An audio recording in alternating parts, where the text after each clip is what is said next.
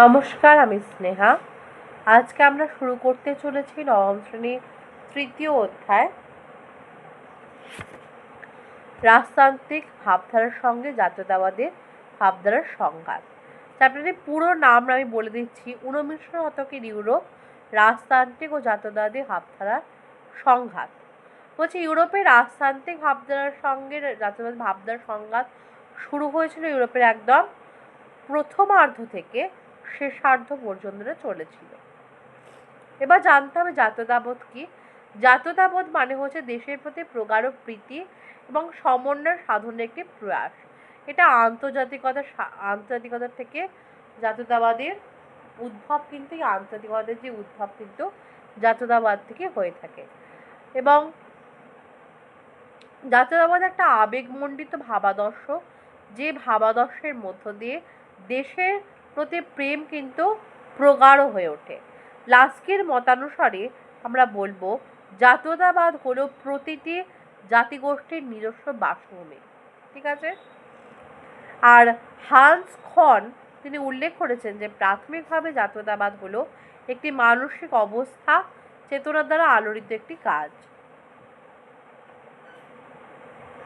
আর অধ্যাপক লুই লিও স্লাইডার তার the meaning of nationalism গ্রন্থে জাতীয়তার বিকাশকে 4টি পর্বে বিভক্ত করেছেন।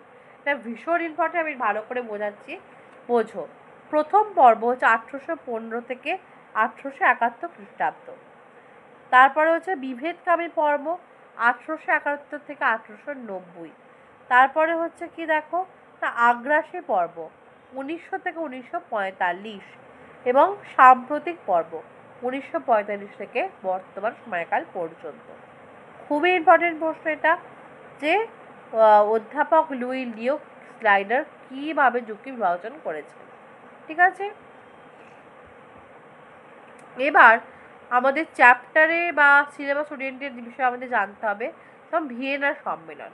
ভিয়েনা সম্মেলনকে না 1815 খ্রিস্টাব্দে অস্ট্রিয়ার রাজধানী ভিয়েনাতে যে সম্মেলন আহুত হয়েছিল, সেই সম্মেলন ফ্রান্সের তথা সমগ্র ইউরোপের পুনর্গঠনে এবং শান্তি প্রতিষ্ঠা তথা নেপোলিয়ন ভীতি থেকে রক্ষা করার জন্য কিন্তু এটি আহুত হয়েছিল। এখানে যেসব ব্যক্তিরা যোগদান করে তারা হলেন অস্ট্রিয়ার রাজা প্রথম ফ্রান্সিস এবং তার চ্যান্সেলর মেটার্নি। দ্বিতীয়ত ইংল্যান্ডের প্রধানমন্ত্রী ক্যাসলারি এবং আর্থার ওয়েলেসলি।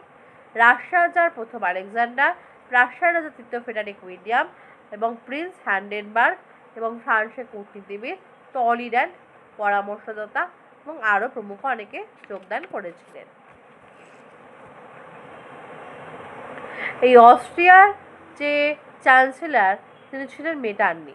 তার পুরো নাম খুব পরীক্ষায় পড়ে, প্রিন্স ক্লেমেন্স ভন মেটার্নি, যার জন্মকাল হচ্ছে 1809 সালে এবং মৃত্যুর সময় হচ্ছে 1848, অর্থাৎ ফেব্রুয়ারি বিপ্লবের সময় পড়বে।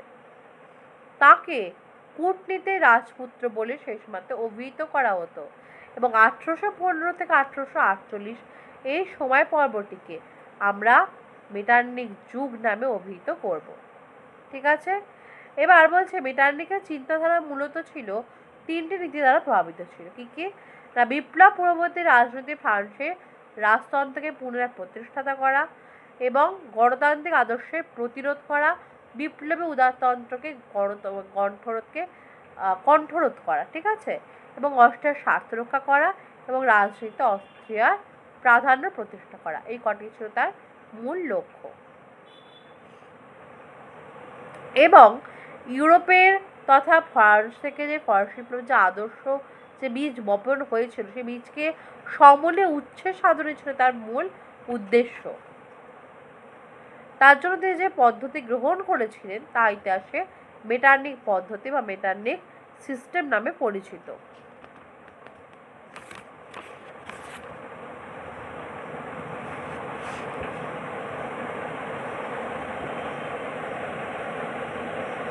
মেটার্নিক তিনি জাতীয়তাবাদী ভাবধারার লক্ষ্যে একটা আইন জারি করেছেন, যা একটা ইতিহাসে কালো আইন জারি করেন, যেটা ইতিহাসে কালসফার ডিক্রি নামে মানে সমধিক পরিচিত।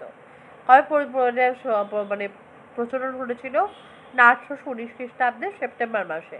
ঠিক আছে, বলছে ভিয়েনা সম্মেলনের ঠিক পরই মেটার্নিকের উদ্যোগে ইউরোপের শক্তি সমবায় প্রতিষ্ঠিত হয়েছিল 1815 খ্রিস্টাব্দে, এবং এই সমবায়টি ইউরোপে প্রাক বিপ্লব অবস্থা অর্থাৎ বিপ্লবের আগের অবস্থা থেকে বজায় রাখা উদ্যোগ অর্থাৎ রাজতন্ত্রে ফিরিয়ে নেওয়ার উদ্যোগ গ্রহণ করেছিল। এছাড়াও সমবায় ইউরোপের বিভিন্ন দেশে গড়ে ওঠা জাতীয়তাবাদী আন্দোলনগুলো দমন করার জন্য এগিয়ে আসে। এক্ষেত্রে মেটার্নিক রাশিয়া, প্রাশিয়া, ব্রিটেন এবং নিজ দেশের সাথে একটি শক্তি জোট গঠন করি। কি বললাম? রাশিয়া, প্রাশিয়া এবং অস্ট্রিয়া এবং ব্রিটেন, এই চারটি যে শক্তি ছিল, বৃহৎ শক্তি, তিনি একত্রিতভাবে জোট গঠন করেন এবং স্বাক্ষরিত হয় চতুর্থ শক্তি জোট। ইউরোপীয় শক্তি সমবায় উদ্যোগ 1820 খ্রিস্টাব্দে আয়োজিত হয় ট্রোপো বৈঠক।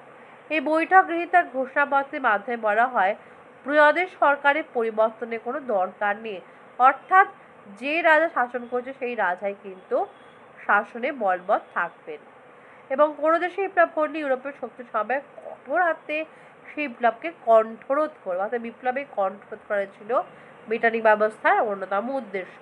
এবং এই সময় পর্বে ফ্রান্সে কিন্তু একটা স্থিতিশীল অবস্থা বিরাজ করেছিল, যার জন্য তাকে কূটনীতির রাজপুত্র বলে অভিহিত করা হয়েছিল। এবার আমরা জানবো যে 1830 খ্রিস্টাব্দে ফ্রান্সে জুলাই বিপ্লবের মধ্য দিয়ে স্বৈরাচারী বুর্বো রাজবংশের পতন ঘটে। ফরাসি পার্লামেন্টের সিদ্ধান্ত মেনে অলিয়েন্স বংশাসক লুই ফিলিপকে সিংহাসনে বসানো হয়েছিল, এবং জুলাই বিপ্লব প্রতিষ্ঠিত হয় ফ্রান্সে ফেব্রুয়ারি বিপ্লব। জুলাই বিপ্লবের অবসানের মধ্যে দিয়ে ফ্রান্সে প্রতিষ্ঠিত হয়েছিল ফেব্রুয়ারি বিপ্লব। এবং আমরা জানবো যে অলিয়েন্স বংশাসক লুই ফিলিপ কেন মানে পরাজিত হয়েছিল বা তার পরিস্থিতি কেন জটিল হয়ে উঠেছিল। বলছে তার যে পূর্ববর্তী শাসক ছিলেন অষ্টাদশ লুই, তিনি ভীষণ স্বৈরাচারী শাসক ছিলেন। তিনি প্রজা স্বার্থ বিরোধী বিভিন্ন আইন প্রণয়ন করেছিলেন। সেই সমস্ত আইনকে সংশোধন করতে এবং তার যে তিনি নীতি গ্রহণ করেছে সেই নীতিগুলো বাস্তবায়ন করতে অনেক সমস্যার সম্মুখীন হতে হয়েছিল, এবং এই সমস্যার সম্মুখীন হওয়ার কারণে তিনি কিন্তু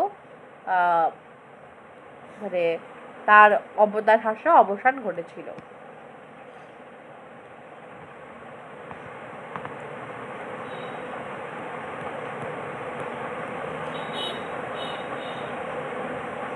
ঠিক আছে, এবার বলছে কি 1830 খ্রিস্টাব্দে জুলাই বিপ্লবের ফলে ফ্রান্সের স্বৈরাচারী রাজবংশ বিদায় নেয় এবং অলিয়েন্স বংশের শাসক লুই ফিলিপ সিংহাসনে উত্তরাধিকারী হন। জুলাই বিপ্লবের ফলে জুলাই রাজতন্ত্রের সৃষ্টি ঘটেছিল। 1848 খ্রিস্টাব্দে ফেব্রুয়ারি বিপ্লবের মাধ্যমে সেই রাজতন্ত্রের সমূলে উচ্ছেদ ঘটে এবং শৈলীর সমাধিতে পরিণত হয়েছিল, এবং ফ্রান্সে পুনরায় দ্বিতীয়বার প্রজাতন্ত্র প্রতিষ্ঠিত হয়েছিল 1848 খ্রিস্টাব্দে, এবং এই সময় পর্বে কিন্তু ইউরোপে মেটার্নিক যুগেরও অবসান ঘটেছিল।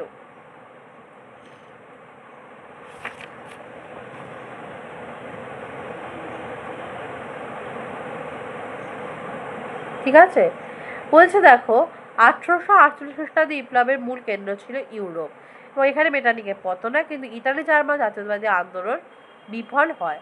এবার আমরা এর পরের দিন বলবো যে ইতালিতে রিস অর্গিমেন্টো কীভাবে উত্থান করেছিল, অর্থাৎ সেখানে কীভাবে রেনেসাঁসের জন্ম হয়েছিল সেটা আমরা জানবো। এর পাশাপাশি ইতালিতে কীভাবে ঐক্যবদ্ধ আন্দোলন হয়েছিল, সেক্ষেত্রে মাসচিনির ভূমিকা, কাউন্ট ক্যামোরের ভূমিকা, গ্যারিবল্ডির ভূমিকা, আমরা এগুলো জানবো পরের দিন। ঠিক আছে, আজকে এখানে আমি ভিডিওটা শেষ করছি, এবং পরের দিন ইতালি এবং জার্মানির ঐক্য আন্দোলন সম্পর্কে আমরা জানবো।